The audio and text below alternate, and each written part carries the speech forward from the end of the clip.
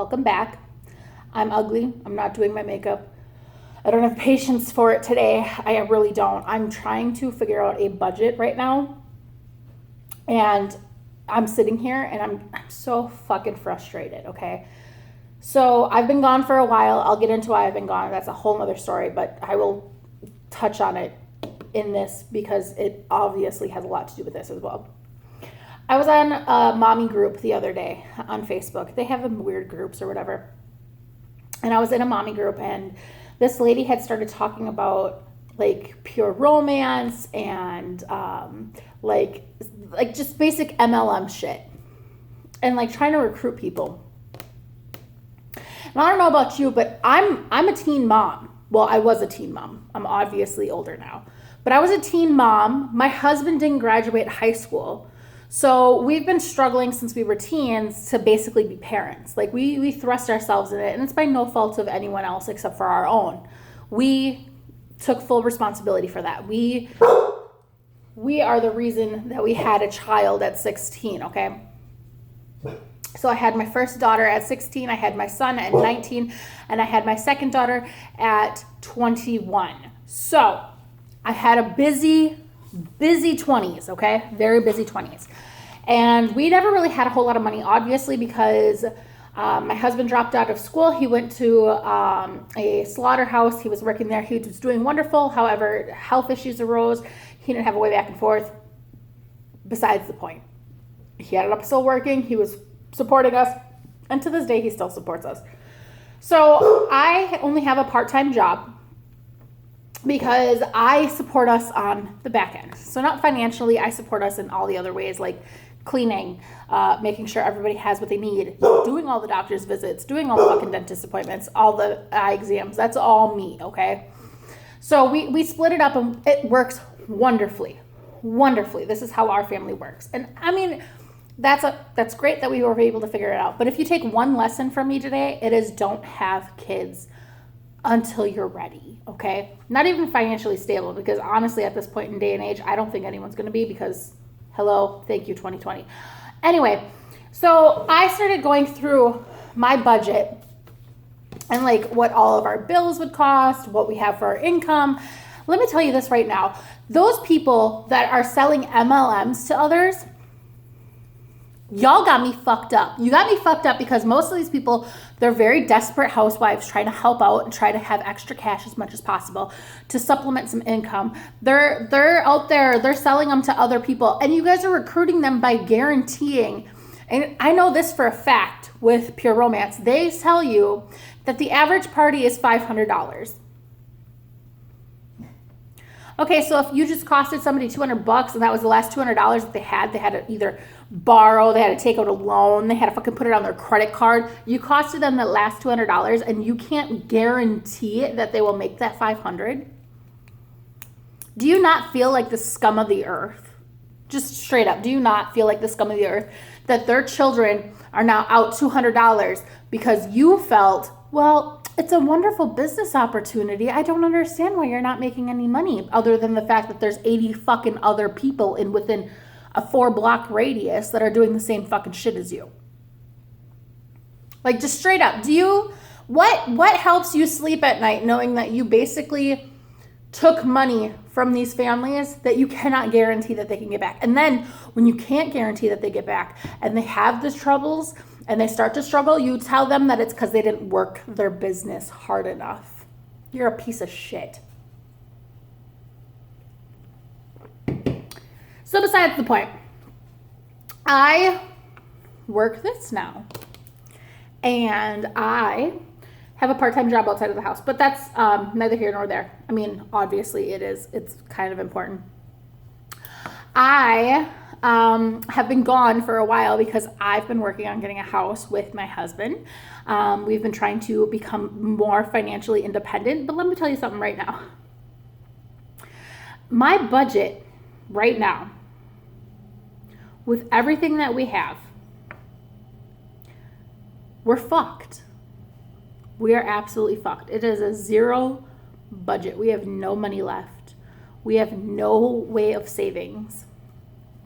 And honestly, the only way And the only reason that we have so much money in the bank account that we have now is because we've saved our taxes and we've saved every bonus that my husband has gotten. Okay, we've caught up on all of our bills with everything else that we've gotten. All stimulus checks went to bills to cover everything for the last year that we had when we were all sorts of fucked up. When we had our time off from work because we were all quarantined. I don't know if anyone remembers that. And then we also had time off from work because my children got quarantined because someone in their class got it. So we had that time off too. So a lot of that money was allocated to financially recovering from that stuff. But other than that, when I sit down and I think about it, I just got a paper the other day from my landlord saying that my rent will go up another $40, which is fine. That's fine. However, if I don't get the house and it goes up another $40, this is the part that I run into. You cannot stress enough that your housing should only be 30% of your income when people are charging more than a third of their income. Okay, right now as we stand, with my husband and my income combined, our rent, you're looking at more like 50%. Okay, so for us to get a house, it's more financially responsible for us. But that also means that we're going to have to work a lot harder to save the money. So I sat down and I actually started cutting out money and stuff like that. And listen, when I tell you that our budget is next to nothing to get a house to become financially stable for our children and for their sake and for their future and stuff like that, it's ridiculous. All right. As I stand right now, we had to have $270 left over. That is not including grocery money. That is not including dog food. That is not including any hidden expense that might come up. Say the kids need a new pair of shoes, the car needs to have new tires. None of that is actually within there. If I calculated everything, we're at a negative balance every month. To know that both my husband and I make above minimum wage and we still cannot do this without having to cut everything, and I mean everything. We cut over $100 off of our cable bill already. Car insurance, we cut a whole car right out. My old piece of crap car that doesn't actually need the insurance on it right now, we cut it right off the insurance. So it's just sitting in our driveway. We can't drive it because we don't have insurance, but we have the other one. So the new Jeep that we have to have insurance on because it has to have full coverage in case anybody hits it while it's parked outside, okay? Where my Malibu is just liability, that has to be on there. Like, I can't just cut the insurance off completely. Health insurance has taken a cutback, which seems fucked up, but there's reasons for it. The insurance that we have through work, not the best financially for us, but we do have some options. So if we can go to the doctor and say we just have to make a $20 copay, fine, we'll do that. Instead of having the all expenses paid type of insurance, we'll pay the copay when it comes time, because honestly, it's going to save us money in the long run. The other one is phones. We no longer have, well, we never really had, but we don't do phone service like we should. We're doing prepaid phones. So if it's more than $100 a month, we don't need it. And honestly, even then, I think we're pushing it. But we have to have both phones on right now. WPS, obviously, we have to have electricity. And our state, they started making it so that they can shut your electricity off. So if you're not caught up to date, your power's going bye-bye as of today. See how that's fucked up? Welcome to our pandemic. But, so yeah, we have all that going on. We have gas for the car in here, which Honestly, I get a full tank twice a week. Twice a week, typically. Well, not really. I mean, twice a paycheck. But according to this, I'm getting half a tank. Half a tank for a week. So that should be fun.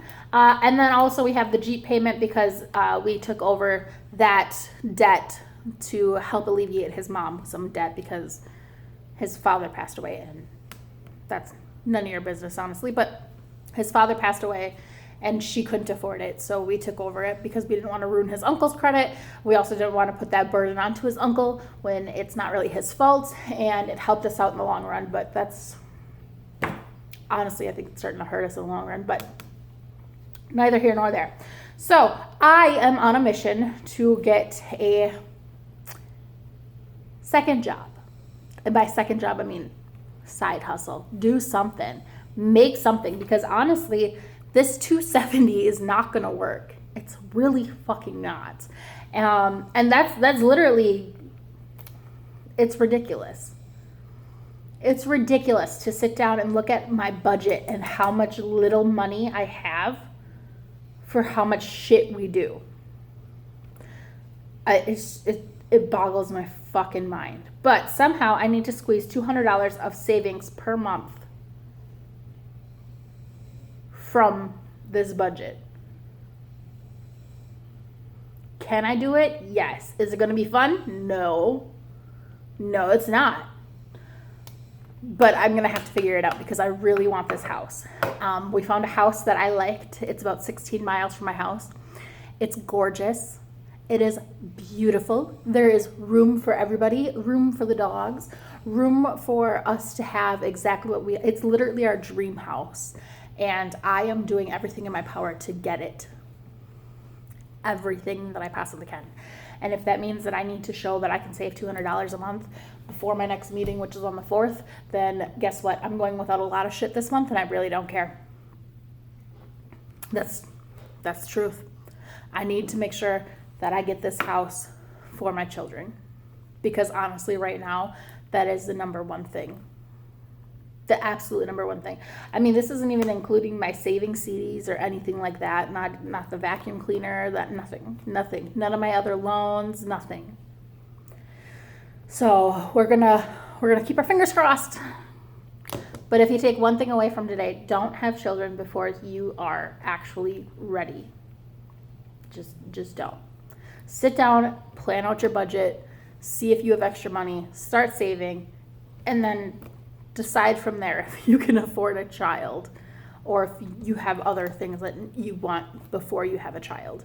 I'm not saying that you can't have kids. I'm not saying that you shouldn't have kids. I'm just saying sometimes people do things a little backwards, and we're one of those people, and the numbers are showing that we fucked up. But I wouldn't trade my kids for anything in the world, and that's honestly all that matters. I absolutely love them. But on that note, I'm going to crunch some more numbers and figure it out, because as of right now, I have a lot of bills that don't match up. But I will talk to you guys later, and bye.